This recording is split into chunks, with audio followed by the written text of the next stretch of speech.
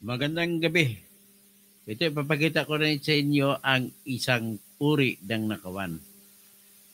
Isang uri ng pagnanakaw.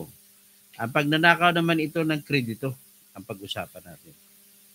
Ang mga taga Davao ay galit sa ginawa ni BBM. Yung tulay na binigay, hindi ito pinautang, binigay ng China sa panahon ni Duterte sa Bukana, Davao City at nagiging Bukana Bridge ay natapos na yung tulay kanina. Pinasinayaan. Sabihin po ay open to the public for use na ang nangyari. So kung open to the public for use, ano mangyari niyan? Di, lagi may ribbon cutting, ang pumunta si BBM. Ang budget, ang project niya po ay kasama ng proyekto ni Duterte sa panahon niya na sinimula noong 2020. Yan po kasama ng bid na proyekto. Kasama po yan sa proyekto ng Diversion Road ng Davao. At kasama rin yan papunta sa yung gagawa ng tulay papunta sa Samal Island. So Garden Island of Samal kasi grabe ang mga resort areas din sa Samal Island. Yung Samal Island kasi isang isla yan na mga 3 bayan ang bumubuo dyan na sakop ng Davao del Norte na nasa Bukana. Kaya nga Bukana Bridge kasi Bukana ng papuntang Manila Bay. Davao Gulf o Davao Bay. So, yan. Inangkin ngayon ni BBM. So, bago ang lahat, ay akin mo ng pasinayaan dito ang aking inaanak, no? Ito, mamaya siguro mag-order ako diyan. Si Attorney Bombit Abad, iti-text ko, nakalimutan ko, dapat mag-order ako, iregalo ko sa kanya. Okay, anyway, ang tingnan niyo muna yung yung restaurant ng aking inaanak. Diyan sa Parañaque. Ang restaurant niya ay Chupaing. So ito po 'yon. Hindi ko lang sound Yan. Kasi pag may sound kasi ako, yan, tingnan nyo. Tingnan nyo! Oh, ito na si Tio Paeng. Tingnan nyo. Hindi ko lang pinatugtog ang music kasi baka maka-copyright strike ako. Ayan. So yan, order na kayo dyan lang yan sa 8227 Dr. Arcadio Santos Avenue o Sukat sa San Isidro, Parañaque. Yan. Pwede kayong umorder sa kanila na sa telephone number na Hanapin natin telephone number Telephone number nila ay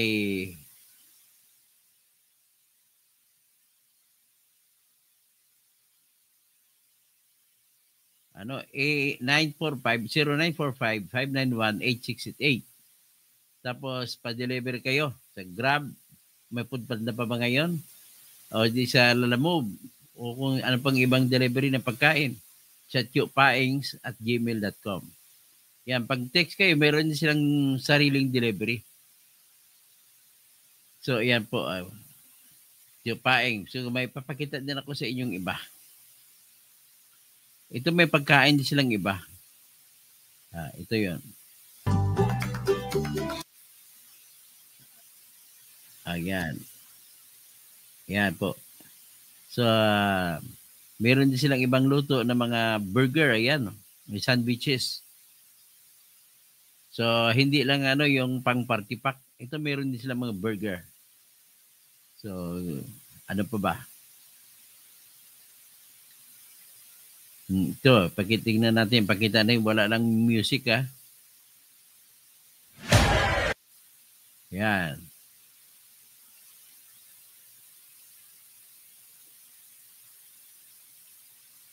Yan.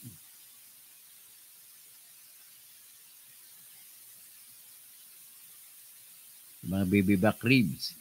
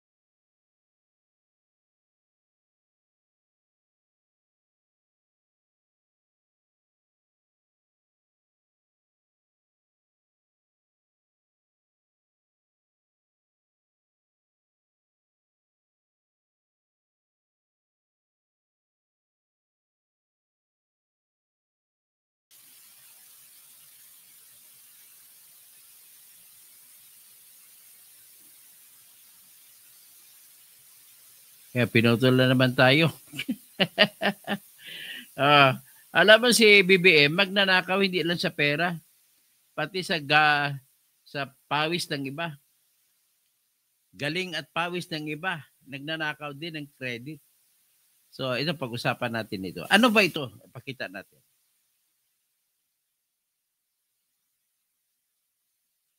Kaya galit na galit po mga residente ng Davao City. Wala man lang isang nagpakita para palakpakan siya. Pumunta siya doon, nagsakasakay ng helicopter para pasinayaan itong Bukana Bridge. Bukana Bridge kasi ito po sa bukana ng ilog papunta sa Bukana mismo papunta sa tawag dito, papunta sa dagat. Kaya ang sa background niya makita ninyo ay ang tinatawag na mga flood control projects na pinagawa ni Pulong. So yan po, diyan po napunta yung sa flood control projects makita niyo sa yan po kasama po yan sa 51 billion ni Pulong Duterte. Kaya ngayon nagagalit ang mga taga Davao kay BBM. Tao na po malakpak.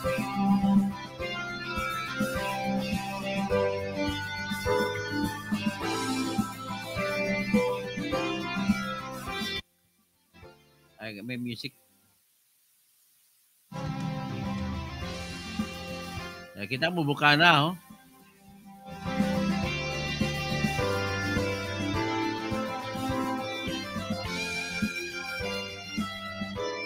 Ay, sa kabila ng tulay ay dagat, sa kabila ilog.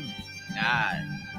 So nahati isa sa dagat at ilog. Tayo sa Bukana Bridge. It's a 1.3 kilometer bridge.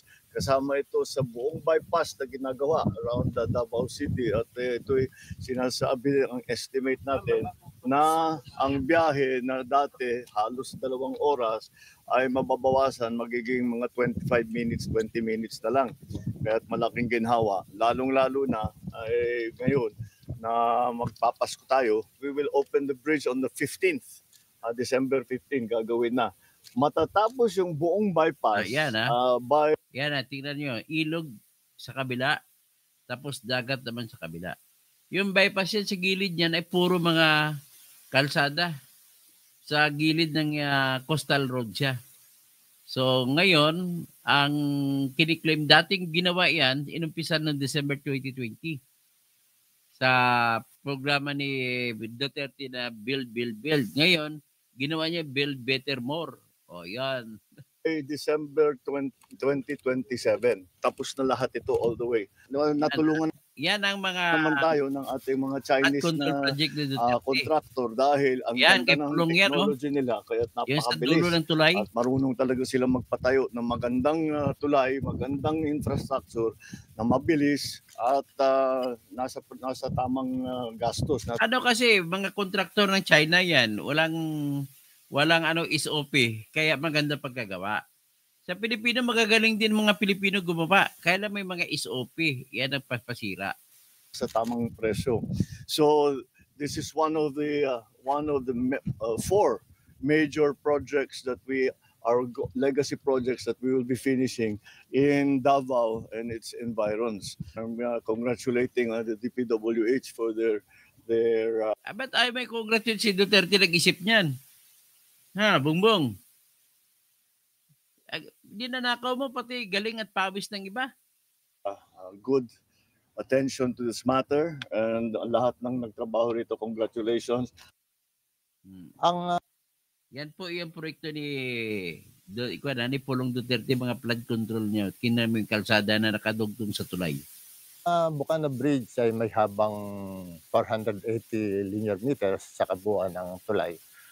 Pero ang buong project natin simula sa approach and to approach is 1.34 kilometers.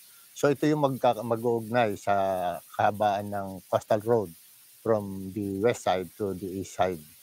Ang biyahe na nararanasan natin sa Davao City due to traffic from Turil down to Rojas Street, originally, maabot ito ng around 1.5 hours.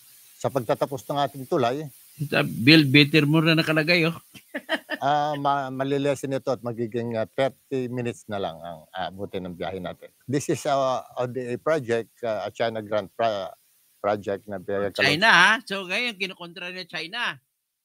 O, ba't China? So, libre po ito na binigay ng China. Ang sugal po ito ng China na kanilang pag-usap na makuha nila ang puso ng mga Pilipino. Yan ang gusto nila. Kaya nagpatayo sila nito na libre. Ilang bilyon kaya yan nilibre lang. Dati ng Chinese government. Ito ay merong 4 lanes.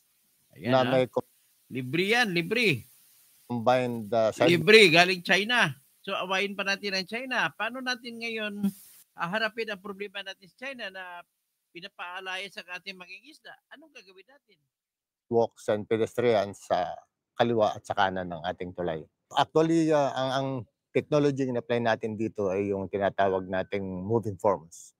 So naghihiwalay siya from the pylon, pababa at pakaliwa at pakanan ng pylon para matuloy-tuloy trabaho. So halos lahat ng tapat ng pylon ay meron tayong mga equipment para halos sabay-sabay din natin matrabaho to. Hinihintay nating matapos yung Rojas Street kung saan ito ay lalabas ng ating commuters.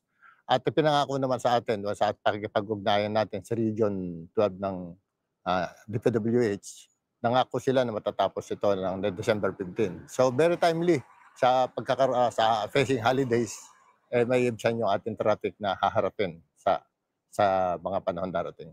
Ang traffic ay nagkakaroon ng economic loss na according to studies, billion pesos po. Okay. So at least, nais ko lang din sabihin sa inyo po na ang project na ito ay sinimulan noong December 2020. Panahon na si Digong pa ang presidente. So, nagtuloy-tuloy yan, ginawa mga plano, tapos nagiging final. Nung umalis na si Duterte, wala nang gagawin si Marcos kundi ipagpatuloy na lang ang programa. So, yan, nagpatuloy ka lang, inangkin mo pa. Ayan ang mangyari. O Brad, may kapatid ko si Dennis Causing. So, ganun po yun pagkatao ni Bongbong Marcos. Magnanakaw ng pera, galing at pawis ng iba. Yan ang sinasabi ng asin. So, paano ngayon? Hanggang dyan lamang tayo. Pinapakita ko lang sa inyo. O, siguro ilabas ko rin dito yung interview kay Councilor Tec Ocampo ng City of Davao kasi hindi dumalo si Basti Duterte sa inauguration kasi nandun yung aswang ng proyekto. Kaya hindi na umatin si Basti at saka mga tao ng mga at mga lahat ng official ng Davao City government ay hindi dumalo. So pakinggan natin po ito si Councilor Tec Ocampo ng Davao City. Pakinggan natin ang kanyang interview sa kanya. Po natin ang mga komento sa isang balita ngayon kung saan nandyan po pala ngayong araw ang Presidente Bongbong Marcos. Mainit po ang ulo ng mga taga Davao. Bakit po, Konsehal? Ano pong nangyari? Alam mo kasi, yung napanood natin yung interview niya, yung kanina may interview na lumabas sa kanya kanina na sinasabi niya na parang kanila daw yung project na yon. No, yung nga doon na medyo sumama ang loob ng mga taga Davao because alam naman talaga ng mga taga Davao na ang pasimuno talaga ng project na yan ay no less than the former President Rodrigo Roa Duterte. Alam nyo, matagal na yan na dream ng ating dating Pangulo, Tatay Digong, na magkaroon ng coastal road. During pa yan sa namiging mayor pa yan siya. Nung coastal road ay gagawin niya para guminhawa naman ang trapiko sa Davao City. So, yung coastal road na yan, dire-diretso hanggang sa may Arcastillo. At nalaman natin sa mga plano before, supposedly connected yan sana sa Samal Bridge. Ang problema lang, hindi nila ma-connect. So, dadaan pa ng Arcastillo, doon aakyat. So, ang mangyayari, kailangan natin ng tulay. Diyan na nga yung Bukana, pati yung doon sa may Santa Ana Wharf. Yung Bukana na tulay na yan, kung di ako nagkakamali, nasa media pa ako noon, ito lang just to set the record straight, ano. Hindi naman natin tawag nito, talaga hindi man tayo nagsisinungaling dito. Sinasabi lang natin ang katotohanan para lang malaman din ng taong bayan. Kung di ako nagkakamali, 2020 ito eh. Hindi pa ako konsehal noon, nasa media pa ako noon. Napag-uusapan ito kasi ginagawa na yung coastal road at that time. So, ito na, kailangan ng parang i-connect yung coastal road doon sa Bukana area. So, if I'm not mistaken, mga around December yun or mga 2020 yun siya. Yung Chinese embassy, hindi ako Chinese embassy together with the DPWH, parang nagkaroon ng agreement, no? Parang binigyan ng grant, kung nagkakamali. Grant ito eh, hindi naman ito pautang. Parang pagkaalam ko correct me if I'm wrong, parang binigyan ng Chinese government, binigay yan ng Chinese government sa Davao City sa panahon ni Tatay Digong para gawin yung tulay na yan. No, kaya nga tuwang-tuwa tayo dahil sa wakas magkakaroon na tayo ng tulay diyan sa may Bukana at malaking alibyo yan, no, sa takbo ng trapiko sa Davao City. Ang medyo kinasasama lang ng loob natin is hindi man lang na-mention, no. Ang sinasabi kasi niyang legasiya, part of the legacy is it should be part of the legacy of the former president, not of his legacy. With due respect to the president, hindi naman talaga kanya yan. No, hindi naman talaga, nagkaroon lang, ginawa lang yan, panahon ng kanyang administration maybe, but it doesn't mean that he was the one who started it. He was not the one who started the ball rolling, kumbaga, so to speak. So hindi talaga siya kanya.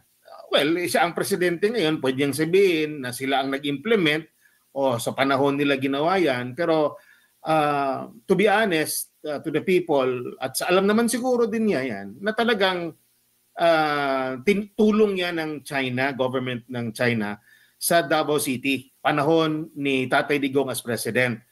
Ang nakakapagtaka lang, MJ at Admar, wala akong nakita kanina, hinahanap ko ang mga kinatawan ng Chinese embassy kanina doon sa sinasabing inspeksyon. Kasi kung talagang binibigyan niya ng yung tawag nito weight, no, ang proyekto na yan, the proponents should be acknowledged, no.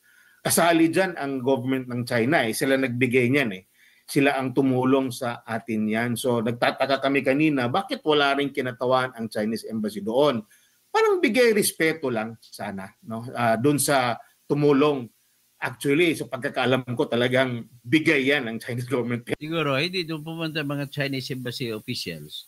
Kasi nga, ang statement ni Bongbong laban sa China ay salita-salita. Tapos pinupuri niya ang proyekto ng China.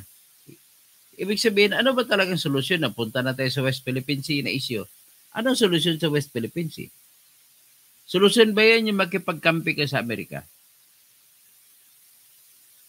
Solusyon ba yan? Na kung tutusin, alam naman ng lahat na si Trump pumunta pa ng China, nakipagmabutihan kay Xi Jinping. At alam naman ng United States citizens na yung USA ay may utang na $1 trillion sa China. Na ang utang ng US sa China ay ginagamit nila na pananakot sa China. Sige, makipag-away kayo sa amin, hindi na kami magbabayad sa inyo. So kumbaga, nakadesinyo na yung utang ng US sa China na pang-blackmail nila laban sa China. So, yan ang katotohanan diyan. O ito naman. Sabi naman ni Jerry Forbes, ang babaw na ng utak ko. At tatapusin lang yan ni BBM, hindi lang angkinin. Ikaw talaga, ibig sabihin po, ang utak mo, Jerry Forbes, kung sino ka man, ay utak munggo. Hanggang dyan lang ang abot ng ng utak mo. So, ang pinaka-importante dito, kahit makaaway pa natin ang China, katotohanan na binigay ng China yan na libre. Kaya walang karapatan si BBM mang angkin. Unang-una, inaaway niya ang China, di ba? Oh. So, ang issue lang natin sa China, yung pang-agaw sa tubig. Pag-agaw sa West Philippine Sea. Project po ito ni Duterte sa build. Sa ngayon, kung galit ka sa China, dapat hindi mo na tinangkuan yan, pinatigil mo na sana yan. Ganun talaga ang magnanakaw, sabi ni November Rain. Oh. Tapos si John C., Dennis Causing, kapatid ko, magandang gabi.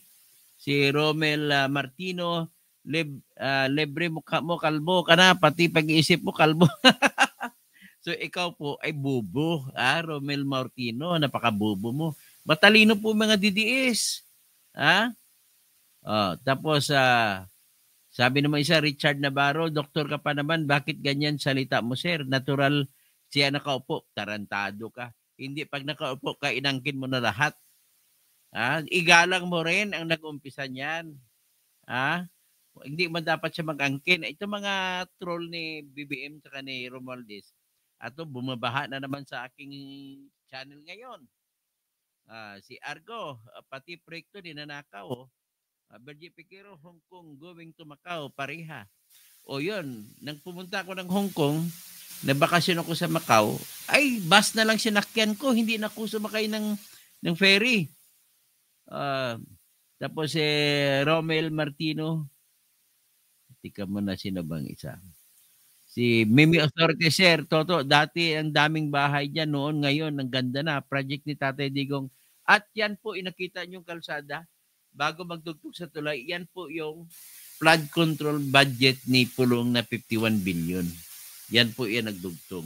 Kaya may mihura. Ang tawag dyan sa Espanyol, may mihura, may trabaho.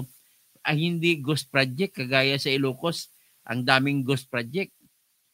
Si Jerry Forbes, anong ninakaw sinabi mo? Bulok utak mo. Ikaw ang utak mo, bulok.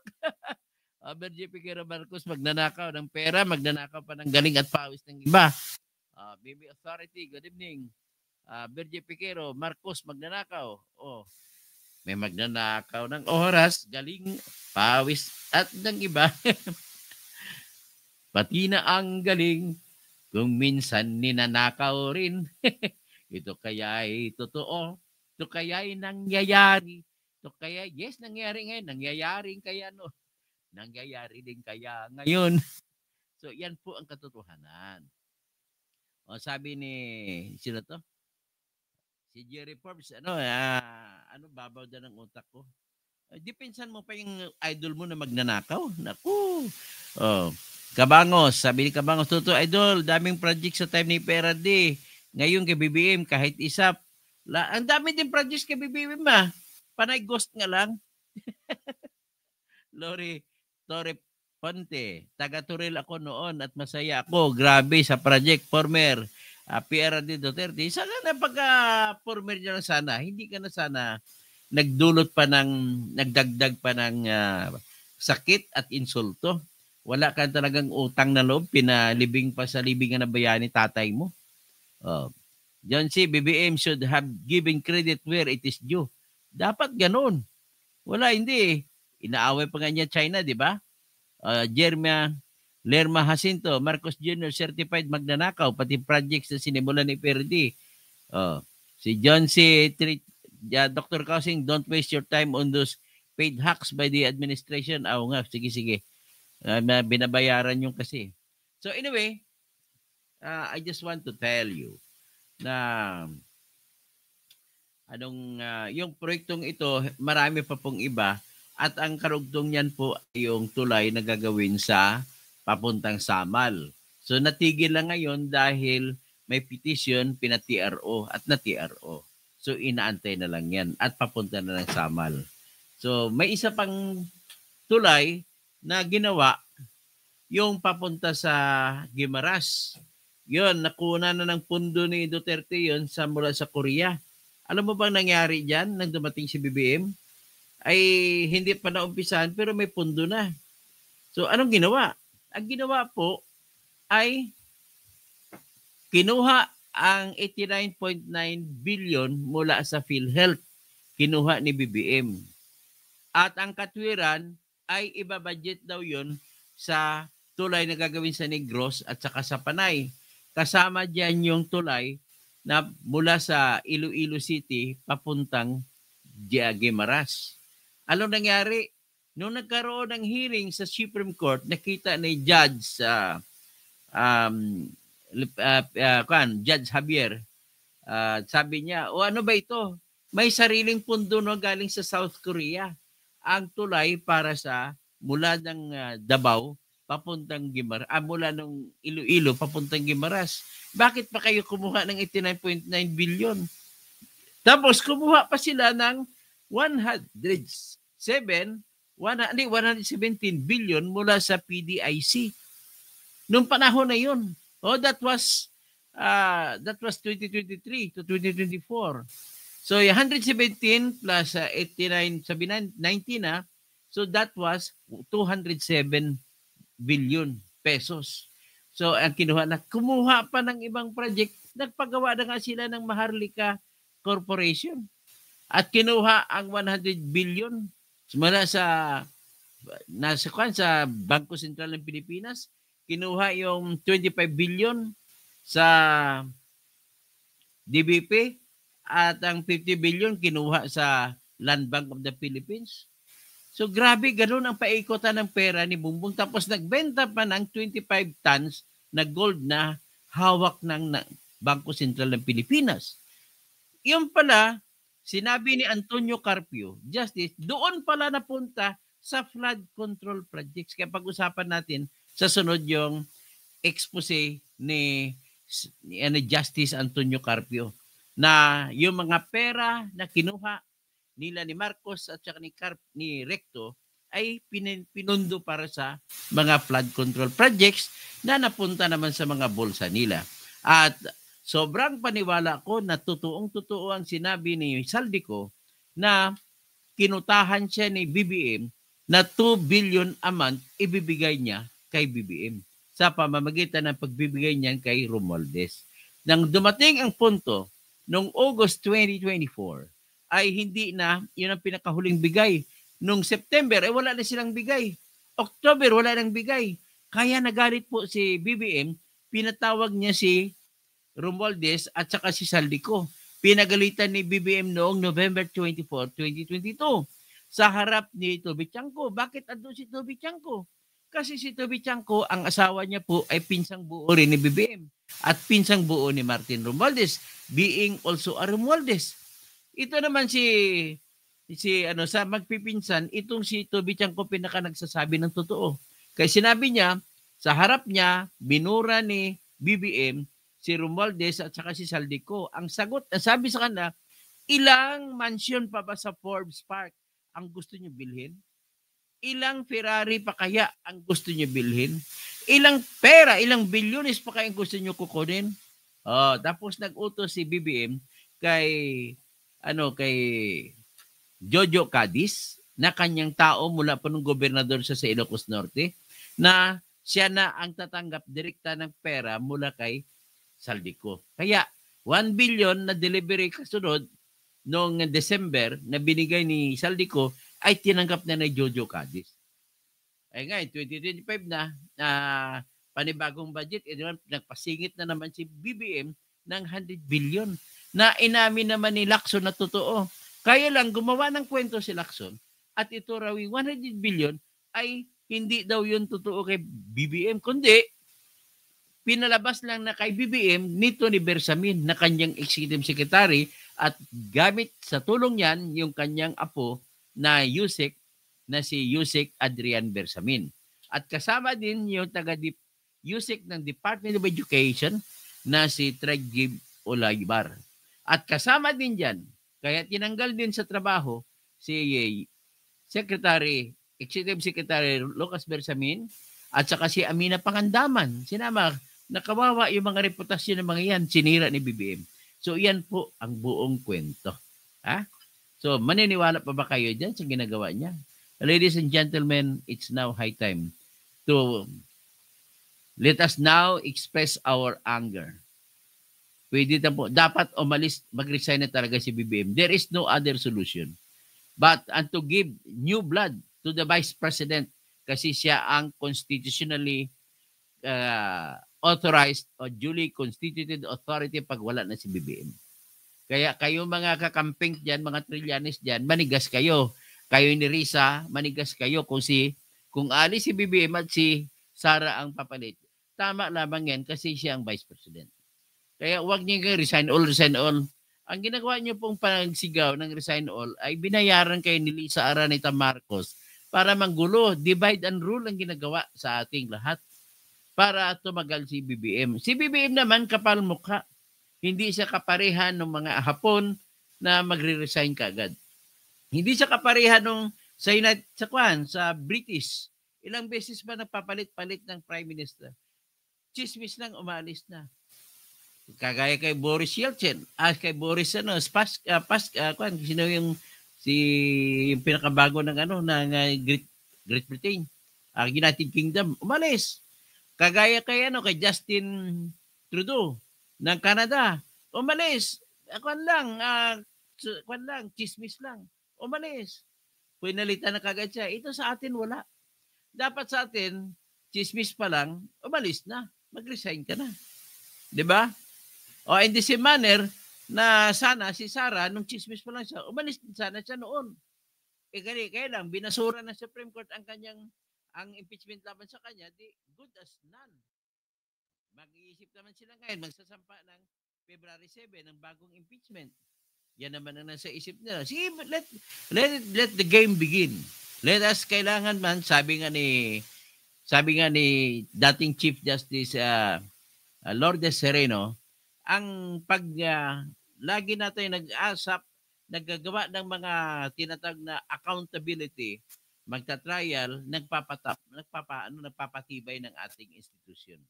Kaya para mawala na yung pagnanakaw. Kasi sa kaya ng pagnanakaw po, napakatapang na nila magnakaw. Akalain mo saan ka makakita ng mga engineers? Patakbuhin nila yung kontrata. Sila ni Bryce Hernandez, sila ni Alcantara, sila ni JP Mendoza. Gagamitin nila, manghiram sila ng mga ng kumpanya ng kanilang kausap, ng mga kontraktor. Sa kay Sally Santos na may-ari ng Sims at saka kay Wawa Builders. Kukunin nila at gagamitin nila, gagawa ng proyekto pero hindi gagawin. Pero mo, umabot ka na sa punto, ganun katapang. Si Vince Dizon na to, sa totoo lang, corrupt din ito. Pasensya ka na, Vince Dizon. The way I look at you, you are also a corrupt person, but only dancing like what I call as like a decent man. Pero sa totoo lang, pasikreto naman birada mo. Ang problema ko sa iyo, hindi po ako papayag na yung magiging hari sa DPWH sa dapat engineer. Pero siya hindi engineer. Itong resulta kapag hindi engineer, iba yung takbo niyan. Pagpapatupad pag mag-monitor ng proyekto, hindi niya na alam kung tama ang paggagawa ng hindi kasi hindi naman siya engineer. Kaya ganon ang dapat gagawin. So, ladies and gentlemen, kalalabas lang po ng survey ng WR numero. Tangerine nag-survey na rin. Ang Pulse Asia nag-survey na rin. Ang taas po, nananatili na mataas ang rating ni Sara Duterte. Yan ang hindi natin maalis. Wala tayong magagawa dyan. Sa ayaw mo sa gusto, yan po ang katotohanan. So, ibig sabihin, ay halos sigurado na si Sara sa 2028. At dahil halos sigurado na, diyan ang gagalaiti si BBM, wala siyang pampalit. Walang, ang si BBM may kasama niyang ibang mga kamag-anak niya, ay yung mga tao, mga persona non grata, ingrato. Kasi bakit? Hindi sila man lang tumingin ng utang na loob na pinapalibing ang tatay nila sa libingan ng bayani. Yan lang po ay malaking ebidensya na kung tinraidor niya si Duterte na kung saan kiniligawan pa niya si Sara para manalo sa sigurado, ay gaano pa kayong pagtatraidor gagawin sa mga basa? Ito si BBM na kabatch niya sa Lasal Green Hills High School ay naging presidente niyan, isa ng agenda niyan, maghihiganti. Galit siya sa mga Pilipino na nagpatalsik sa tatay niya. Ganon po yun ang nakikita niya. Ganon din po nakikita ko. Bakit? Biro mo, 3 taon ka pa lang, halos abutin mo na yung ginawa ng tatay mo na pagnanakaw sa loob ng 21 years. Ikaw, 3 taon lang. Sa buwan-buwanan lang na mga 2 billion na bibigay, mayroon ka pang iba. Tapos anak mo, si Sandro, o anak pala ni Bong Dasa.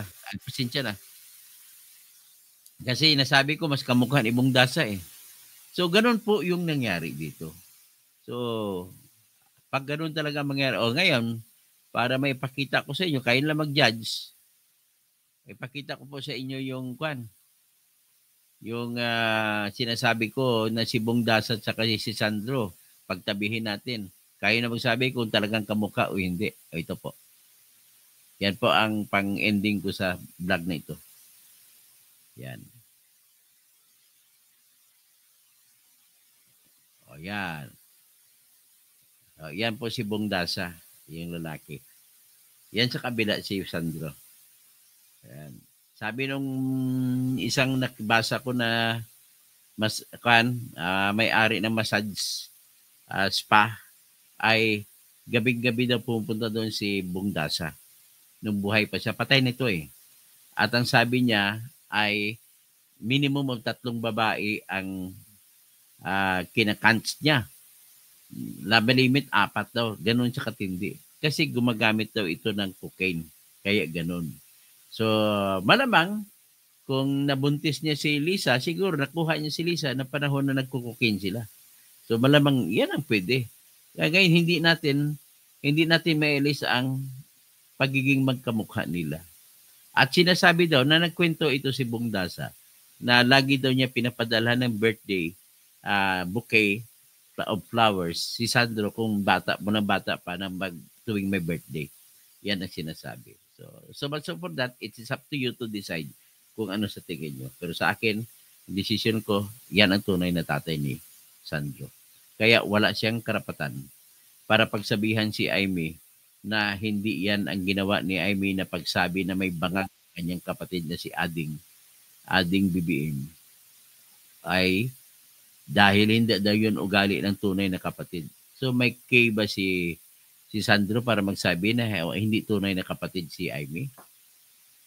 To tell you the truth, si Aimee naman is kinikwento na ang totoong tatay niya ay si Mayor Arcidio Lacson na pinakasikat na mayor ng Manila. Hanggang ngayon wala pang makatalo doon.